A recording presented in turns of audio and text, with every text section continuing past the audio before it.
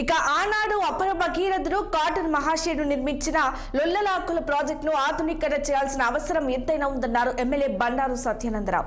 Central డెల్టాకు సాగునీరు అందించడంలో లొల్లలాకులు కీలక పాత్ర పోషిస్తుందని తెలిపారు. అంబేద్కర్ కోనసీమ జిల్లా ఆత్రేయపురం మండలం లొల్లలాకుల వద్ద వాటర్ డిస్ట్రిబ్యూటరీ సాగునీటి సంఘాల ఆధ్వర్యంలో అధ్యక్షులతో ఎమ్మెల్యే సమావేశం నిర్వహించారు.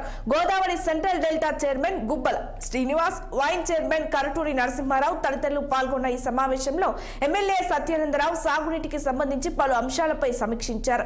పారిశ్రామికంగా అభివృద్ధి లేని అంబేద్కర్ కోనసీమ జిల్లా వాసులంతా వ్యవసాయమే ఆధారంగా జీవిస్తున్నారని ఎమ్మెల్యే తెలిపారు. వ్యవసాయాన్ని అభివృద్ధి చేసుకోవడానికి ప్రధానమైన లొల్లలాకుల ఆధునీకరణ కోసం నిధులు మంజూరు చేయాలని ఇప్పటికే ముఖ్యమంత్రి చంద్రబాబు, మంత్రి నిమ్మల రామానాయుడు దృష్టికి తీసుకెళ్లామని చెప్పారు ఎమ్మెల్యే సత్యానందరావు.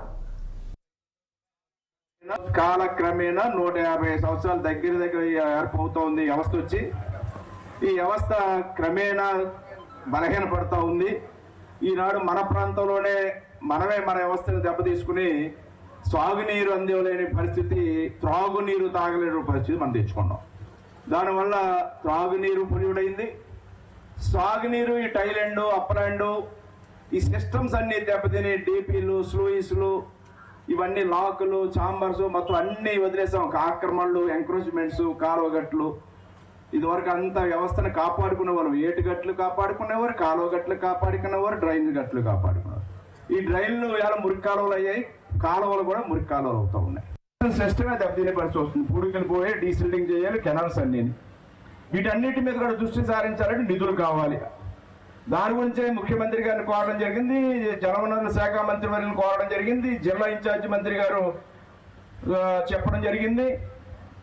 నేను శాసనసభ్యుడిగా వచ్చిన తర్వాత నాకున్న ఏదో 4 సార్లు అనుభవం, ఈ అనుభవం అనే లేదా సుదీర్ఘకాలం రాజకీయాల్లో 40 సంవత్సరాలుగా ఉండడం అనే నాకున్న అనుభవంతో ఈ జిల్లా ఇడిపోయింది. ఈ జిల్లాకి వేరే అవసరం ఏమి లేదు, ఇక్కడ వ్యవసాయ ఆధారం తప్ప ఇంకేమీ లేదు. రాజమండ్రి అంతా టౌన్స్ లేదా అక్కడ పరిశ్రమలు, రకరకాలైన సంస్థలు, రకరకాలైన అవకాశాలు ఉన్నాయి నిధులు రావడానికి. గనులు లేకపోతే వేయ ఒకటి. అదే మనకి కాకినాడ వెళ్తే అక్కడున్న వనరులు అక్కడ ఉన్నాయి. అదే అక్కడ పోర్టులో లేకపోతే రైల్వే స్టేషన్స్ ఏమిటి, ఒక ఎయిర్పోర్ట్లో ఏమిటి అభివృద్ధి చేసుకున్న పరిశ్రమలు ఏమిటి ఉన్నాయి ఒక సంస్థలో. కానీ అదే అమలాపురం మన కోనసీమ జిల్లాకు వచ్చేటప్పటికి ఆ రకమైన పరిస్థితులు లేవు. వ్యవసాయం తప్పితే ఇంకో పని లేదు.